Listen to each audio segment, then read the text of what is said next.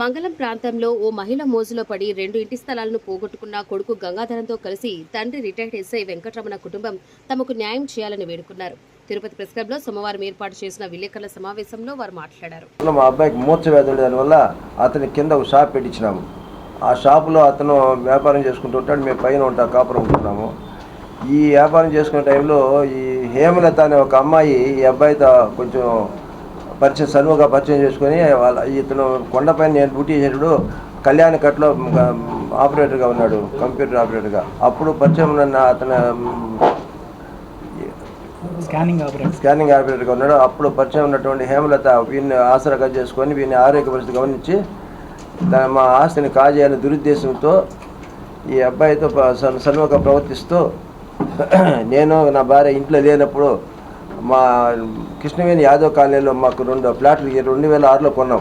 నా భార్య పేరుతో ఒకటి, నా కొడుకు పేరుతో ఒకటి. ఆ పత్రాలను మోసపూరితంగా తన కూతురు పెళ్లి చేసుకోవాలని మళ్ళీ అడుమానం పెట్టి ఇడిపిచ్చేస్తాను నా కుమార్ నమ్మించి ఆ పత్రాలు తీసుకొని ఆమె ఏ ఇంట్లో అయితే కాపురం ఉందో ఆ ఇల్లు కానీ ఓనరు సావిత్రమ్మ, శారద, కర్ణ అనే వాళ్ళ కుటుంబ సభ్యులు మొత్తం మూకుమ్మడిగా కలబొలుకొని కానీ ఈ డాక్యుమెంట్లు అనుమానం అని చెప్పి తీసి విక్రయం చేసుకునేసినారు. ఫాల్స్ డాక్యుమెంట్స్ నా భార్య పేరుతో ఉండేది కూడా వాళ్ళే ఫోర్జరీ సంతకాలు చేసి డాక్యుమెంట్స్ అంతా వాళ్ళు క్రియేట్ చేసుకొని తీసుకునేసినారు. మరికొంత గంగాధర్ తీసుకున్నారు. దాని యొక్క వివరాలతో ప్రెస్ నోట్లు మీకు తెలియపరుస్తున్నాను. 9/12/24 వీడియో మిత్రులకి అందరికీ నా నమస్కారాలు. నేను ఆర్థరైట్ పేషెంట్ సార్. నేను ఏమీ చేయలేకపోతున్నాను. నన్ను ఏమరించి నా కొడుకుని ఏమరించి మేము మా ఇంటి చెప్పింది కరెక్ట్. ఆ చోట్ల నాకు మాట్లాడేది కూడా అది నాకు చదువు రాదు సార్. నేనేం మాట్లాడాలి కూడా నాకు తెలియదు సార్. కాబట్టి నా పేరుతో ఉండేది తీసుకుపోయి వాళ్ళకి ఇచ్చారు సార్. నా బిడ్డ ఇచ్చిన తర్వాత వాళ్ళు ఏం చేసుకున్నారో నాకు తెలియదు సార్. ఏం చేసుకుని నా పేరుతో ఉండేది వాళ్ళ పేరుతో చేసుకున్నారు సార్. 2-3 సార్లు నేను అడిగితే మా అబ్బాయి ఏం చేసినాడు, బాడికి తెచ్చిస్తా అన్నాడు. వాళ్ళు ఈ అబ్బాయికి చెప్పొద్దని చెప్పారంట ఇంట్లో. నేను తెచ్చిచ్చేస్తాను, మీరు చెప్పొద్దు, నేను తెచ్చి తర్వాత మీరు ఇచ్చేదురులే, అంతవరకు ఇంట్లో తెలియనీయకుండా మేనేజ్ చెయ్యి అని చెప్పారంట. అందుకోసం మాకు ఏం చెప్పలేదు. బాడకి కూడా తెచ్చి ఇవ్వట్లేక ఇట్లా జరుపుతుంటే ఒకసారి మా ఆయన పోయి ఏమి అని అడిగితే ఈ ఇంట్లో అమ్మేసినట్టుగా తెలిసింది. ఆ తర్వాత మేము ఇక్కడికి పోయినాం, సత్యవాలయానికి పోయినాం. సత్యవాలయానికి పోతే మా పేర్లతో ఉండేటి వేరే పేర్లతో మార్చేసుకున్నారు. అప్పుడు మేము ఏం చేయాలో తెలియకుండా వాళ్ళు సత్యవాలయంలో అడిగితే సెక్రటరీ గారి దగ్గర ఫిర్యాదు చేస్తే వాళ్ళు ప్రెస్ మీట్ కూడా పెట్టినారు. పెట్టిన తర్వాత మీకు న్యాయం చేస్తాము అని చెప్పినారు. సరే అనేసి మమ్మల్ని మీరు పోయి ఎమ్మెల్యే గారిని కలవండి అని చెప్పారు. ఎమ్మెల్యే గారు కలిస్తే వాళ్ళు ఎస్పీ గారి దగ్గరికి పొమ్మని చెప్పినారు. ఎస్పీ గారు తిరిగిపోతే ఎస్పీ గారి స్పందన కలిసాము. ఎస్పీ గారు ఏం చెప్పారంటే మీరు స్టేషన్కి పోండి, చిత్తానూరు స్టేషన్కి పోండి, వాళ్ళు మీకు న్యాయం చేస్తారు అన్నారు. చిత్తానూరు స్టేషన్కి పోతే ఎవరు తీసుకోలేదు సార్. తీసుకోకుండా మమ్మల్ని 3 నెలలు సతాయించినారు. ఎవరు గత ప్రభుత్వం వాళ్ళు ఎవరో వాళ్ళు పొలిటీషియన్ చేసి వాళ్ళు చేయనీయకుండా మాకు న్యాయం చేయనీయకుండా చేసినారు సార్. అప్పుడు ఏమి చేయలేక తిరిగి 6వ తారీఖు తిరిగి అలసిపోయి మేమేం చేసుకోవాలి దిక్కు తెలియకుండా మేము ఈ రకంగా బాధపడుతుంది. తర్వాత మేము ఇంతమంది 10 సార్లు చెప్పిస్తే వాళ్ళు కేసు రిజిస్టర్ చేసినారు సార్.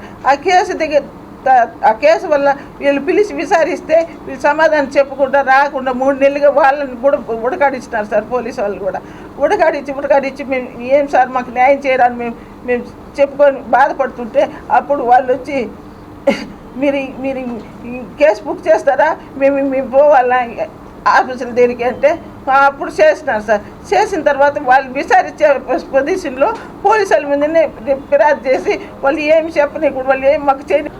కొండపైన ఎస్ఐగా వర్క్ చేస్తున్నారు. అప్పుడు నేను తిరుమలలో కళ్యాణకట్టలో స్కానింగ్ ఆపరేటర్గా వర్క్ చేస్తున్నాను.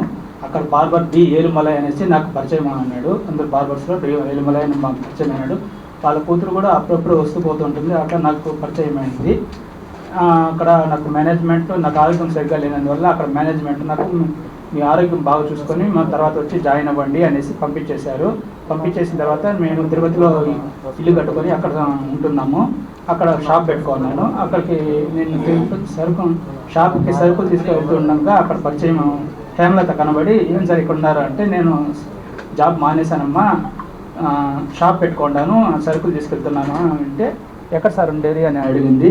అప్పుడు నా ఫోన్ నెంబర్ ఇచ్చాను. నేను అక్కడికి రమ్మ వచ్చి మాట్లాడు, నేను ఇప్పుడు మాట్లాడే పరిస్థితి లేదు, బండి మీద సరుకులు ఉన్నాయి, వెళ్తున్నాను, అక్కడికి వచ్చి మాట్లాడంటే షాప్కి వచ్చి మాట్లాడి అట్లా మామూలుగా డైలీ 3 సార్లు వచ్చి మాట్లాడుతూ ఉండి, అక్కడ నా డ్రాలో ఎల్ఐసి పాలసీ బిల్ ఉంటే బిల్ చూసి దాన్ని కూడా ఎల్ఐసి అమౌంట్, సార్ నాకు ఇంట్లో కొంచెం పరిస్థితులు బాగాలేదు, కొంచెం అమౌంట్ కావాలి, అంతేకాకుండా నాకు వైసీపీ ప్రభుత్వంలో నాకు వార్డు మెంబర్గా పొజిషన్ ఇచ్చారు, దానికి డిపాజిట్ చేయాలి అనేసి డబ్బులు కూడా అడిగింది.